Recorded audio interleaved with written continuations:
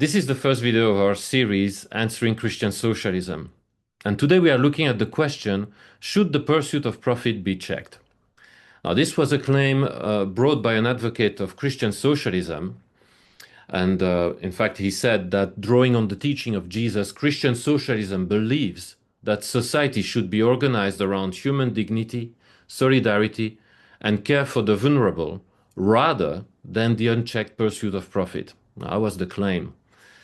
Now, to be sure, ideas such as human dignity, solidarity, care for the vulnerable, they all spring from the Bible. There's no doubt about that.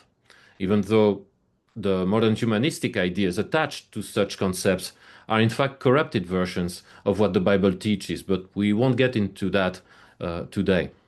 So, according to the Christian socialist worldview, somehow there must be a dividing line between the three ideas of human dignity, solidarity, care for the vulnerable on the one hand, and the unchecked pursuit of profit on the other. They can't cohabit together, they can't live together. Somehow there must be either one or the other. That's the idea. Or, of course, the Christian socialist mindset shares much of the same presuppositions of the socialist ideology. And that is, in particular, that the pursuit of profit should be checked. That is, of course, by the state, so that we would have a society where the three values, in particular for Christian socialist mindset, where these three values are respected. So, in other words, rich people should not get too rich. Otherwise, the human dignity of the poor will be trampled upon. The vulnerable will become more vulnerable and not be taken care of. And of course, solidarity will be gone as well. Well, that's the fear that Christian socialists have. Well, actually, the dividing line between, on the one hand, human dignity, solidarity, care for the vulnerable, and the unchecked pursuit of profit is an artificial one. It doesn't follow that if a person gets richer, other people get poorer. This is an idea that exists only because socialism believes that the world is a closed system. And in a closed system, if one gets more, someone else will get less. That's evident in a closed system, but that's not an idea that is true about this world. First of all, we read in Genesis 1 that God created the world so that there would be increase. The world was created in order that there would be increase, not just sustainability as we hear so much about today. Plants, trees, and so on, all must produce fruits.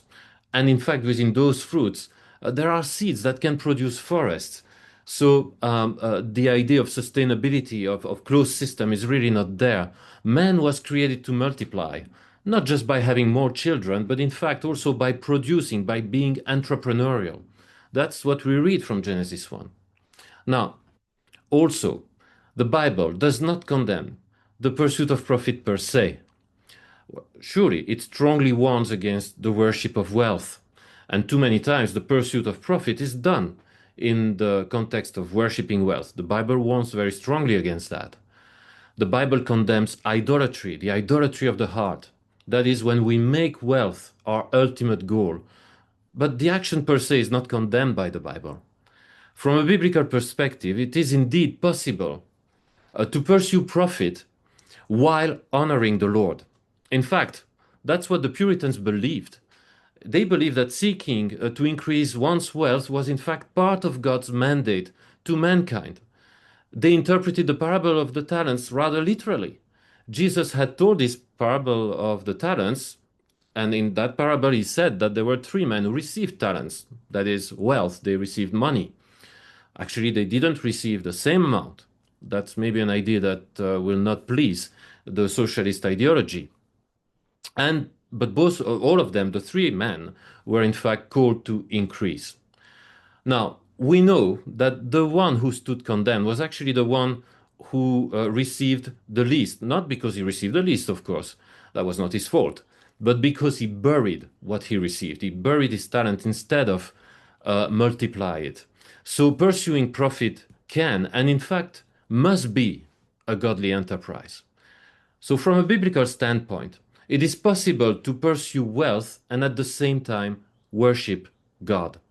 So the pursuit of wealth is in fact a biblical concept as much as are human dignity, solidarity, and care for the vulnerable. All of these are biblical concepts. Now, if they are biblical concepts, then it follows that within one society, all of them can be pursued at the same time. In fact, in a country like Finland, in the 19th century, the country where I live here, care for the poor and the sick was often provided by rich and productive Christians, mainly through donations and sometimes even people investing themselves fully into the mission.